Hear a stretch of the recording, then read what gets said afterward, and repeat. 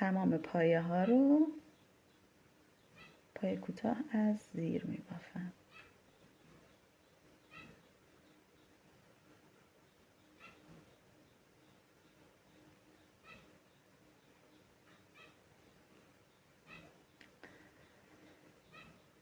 پس تمام بافت ما چی میشه؟ چه از این سمت شروع کنم چه از این سمت شروع کنم.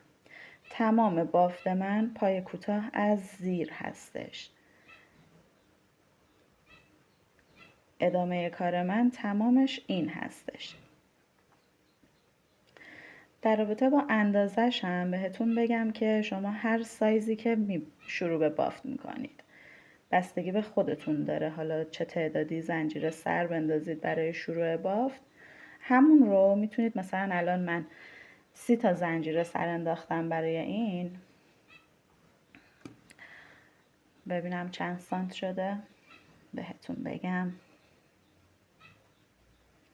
تقریبا شده 11 سانت، 10 سانت و نیم. ما همون 10 سانت در نظر میگیریم چون از نیم هم کمتر شده. این 10 سانت شده، من ارتفاعش رو باید 5 سانت ببافم. یعنی یه ارتفاعی تا این حد باید داشته باشم. هر تعدادی که زنجیر سر میندازید میتونید نصف اون رو برای ارتفاع در نظر بگیرید. خب من اینو مثلا تقریبا 16 سانت شده بود 40 تا زنجیره من، اینو 8 سانت بافتم. حالا بستگی به سلیقه هم داره دیگه. مثلا اگه بخوای یه مقدار کوچیک‌تر ببافی، حالا اگر این بلندتر هم باشه باز زیبایی خودش رو داره. حالا اون سلیقه‌ای هستش، میتونید اندازه این رو با هر چیزی که، ولی خب مبنای کارمون اینه که هر تعدادی که این، هر اندازه‌ای که اینجا داریم نصفش رو ما اینجا در نظر بگیریم برای ارتفاعش. پس من تقریبا 5 یا 6 سانت میبافم و در خدمت. من تا این اندازه بافتم و به نظرم دیگه اندازه است. شما میتونید این کار رو هم انجام بدید. وسط کار رو بگیرید به این شکل، اینطوری جمعش کنید. لبه های کارتون رو هم بیارید بالا و بهش وصل کنید. اگر اون پاپیون، اون زیبایی که دوست دارید بهتون به داد کافیه. اگر دیدین که نه به این شکل نمیشه، میتونید چند رجه دیگه ببافید تا اون یه همچین زیبایی رو بهتون بده. به نظر من این اندازه برای شروع بافتی که من انجام دادم کافیه. حالا من میخوام رنگ نخم رو عوض کنم که خب این هم سلیقه‌ای هستش و میتونید این کار رو انجام ندید. من رنگ جدید رو میارم و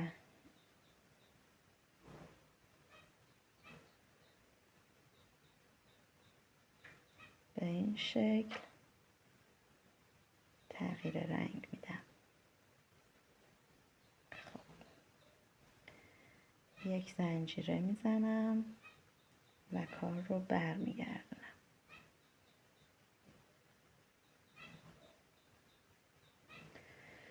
این نخ اضافه رو میارم وارد بافتم میکنم که هم زیبایی کار رو داشته باشم و همین که این نخ وارد بافت میشه، پنهان میشه و هم سفت میشه، شکافته نمیشه دیگه. بعداً میام و پای کوتاه معمولی میزنم برای دورگیری.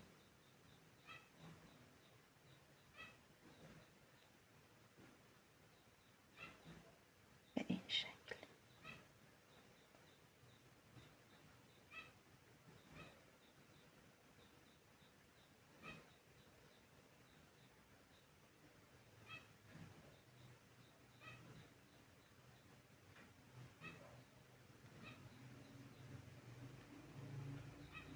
اینطوری نخ من هم پنهان میشه هم کارم مستحکم میشه.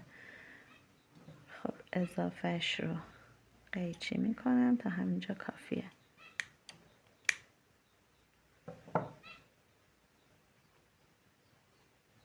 و ادامه بافتم رو انجام میدم.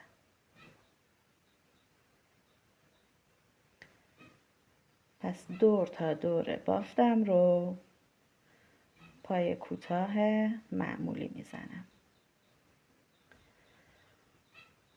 میبافم تا به این قسمت که برای دور زدن بهتون بگم که باید چه کار بکنید. خب برای این قسمت میایم وارد آخرین دونمون که اینجا هست. یه پای کوتاه میبافیم، یه زنجیره میزنیم و دوباره وارد همون قسمت میشیم. یک پای کوتاه دیگه، یک زنجیره و مجدد همونجا یک پای کوتاه دیگه میبافیم. به این شکل گردی گوشه کار ما شکل میگیره. پس شد. وارد آخرین پایه میشیم، یک پای کوتاه میبافیم، یک زنجیره میزنیم، یک پای کوتاه دیگه، یک زنجیره و یک پای کوتاه. پس 3 تا پای کوتاه رو ما توی پای کوتاه آخر میزنیم و اینجا هم به همین شکل هر یه رج رو ما یه دونه پای کوتاه میبافیم. انتهای هر رجمون میشه به این شکل.